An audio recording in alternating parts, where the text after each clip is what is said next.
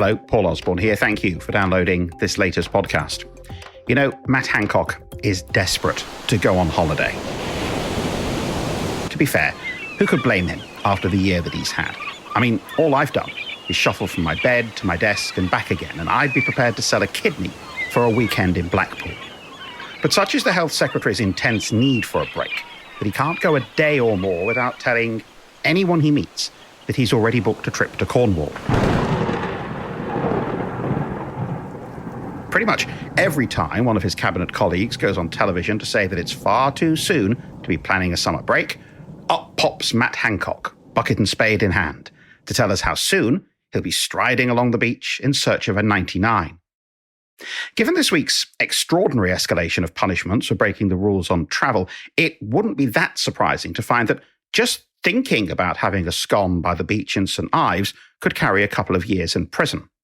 We'll return to those ludicrous new penalties in a moment, but let's first deal with holidays.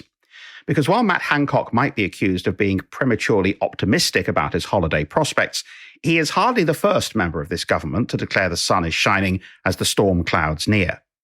At the start of this month, Boris Johnson said he was optimistic about the prospect of summer holidays, assuming that the vaccination programme continues to do as well as it has so far. But Grant Shapps, Dominic Raab, Nadhim Zahawi, even the epic authority figure that is Liz Truss, have all said you must not even entertain the thought of a summer holiday. Of course, last summer we were all being told to get out in the sunshine, spend some money, eat out to help out, and we didn't even have any vaccines then. It's hard to believe, I know, that the government will be sending out mixed messages, but there we are. So how did it happen this time?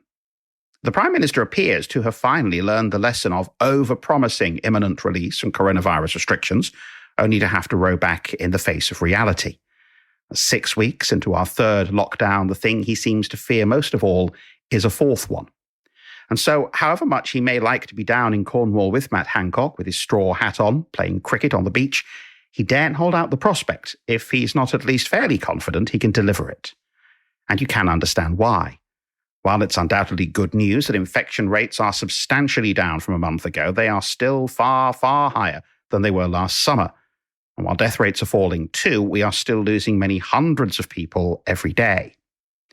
Epidemiologists warn that it really wouldn't take much for this pandemic to surge again, and with schools likely to reopen next month, that will put more pressure on the R number.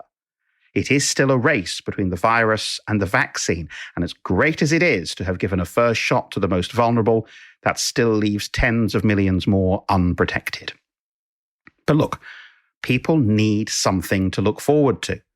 You can only get so excited about allowing yourself a mid-afternoon chocolate digestive or a sneaky hour of Netflix during the day. While few of us expect to be jetting off to the Caribbean this year, is Clacton really too much to ask? The temptation is likely to overwhelm the Prime Minister later this month when he's due to set out his roadmap to something resembling normality. Boris Johnson, desperate these last few weeks to avoid offering false hope, will probably give in. Tell you can jump online and start planning your UK-based break, and then pray that it all comes good. So, by all means, buy some sun cream before Matt Hancock nabs it all, but just make sure it won't be out of date in summer 2022.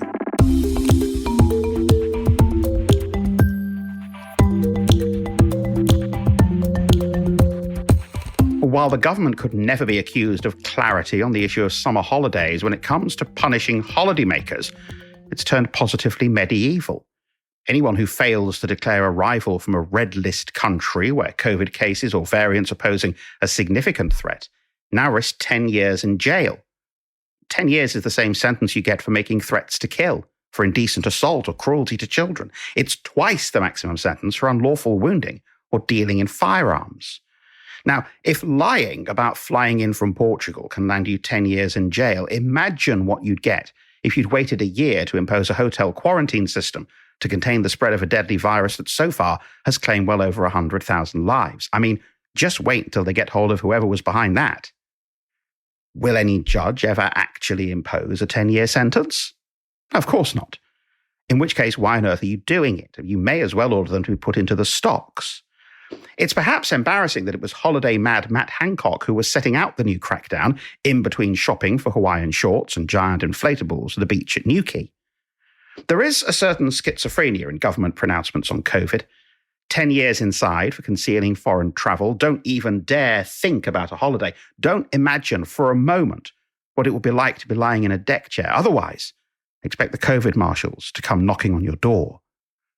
This week, the government's also had a go at parents for taking their kids to playgrounds if they have their own garden. Now, if playgrounds are dangerous, why didn't you close them?